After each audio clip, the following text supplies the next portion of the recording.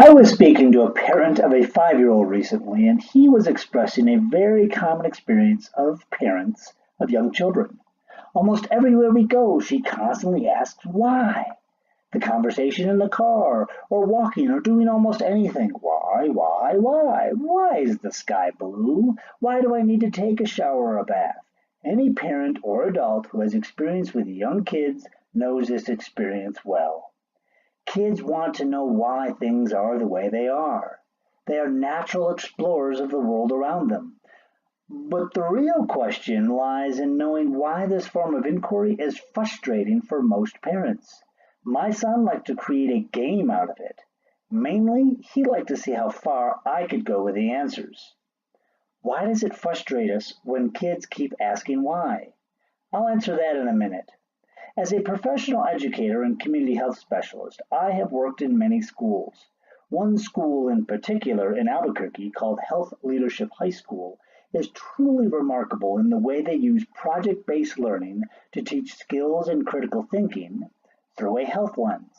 While visiting one day and talking about the importance of place for our health, I challenged them to ask why. We started with a common action like what someone ate for lunch that day or where you bought groceries, and asked, why? Although many kids ask why until many adults get frustrated, high schoolers needed to be pushed to keep asking why. Eventually, we created very interesting why trees with many branches, but it took a good amount of pushing. Why is it that kids love to ask why, and then young adults need to be pushed to keep asking why? And then when those adults have kids of their own who ask why, it becomes frustrating for the adult.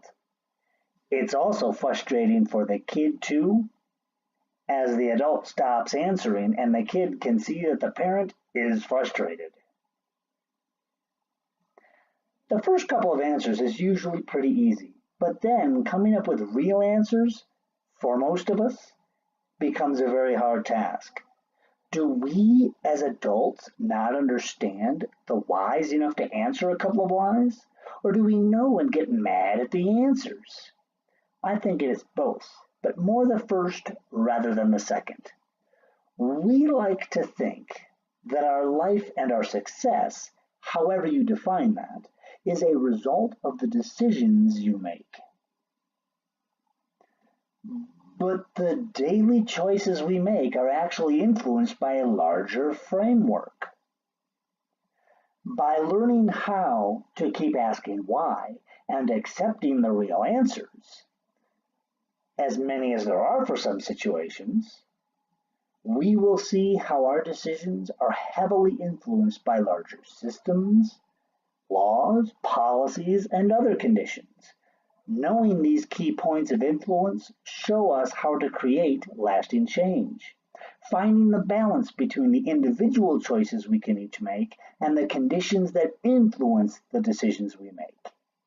That is how all people can have equal opportunities to be successful and healthy. See if you really know why. See if you really know why. Start with a simple statement such as, I ate blank for lunch. Now ask yourself, why? For each of those whys, keep going. Answer in big steps or small. See how far you can go. If you come up with a good tree,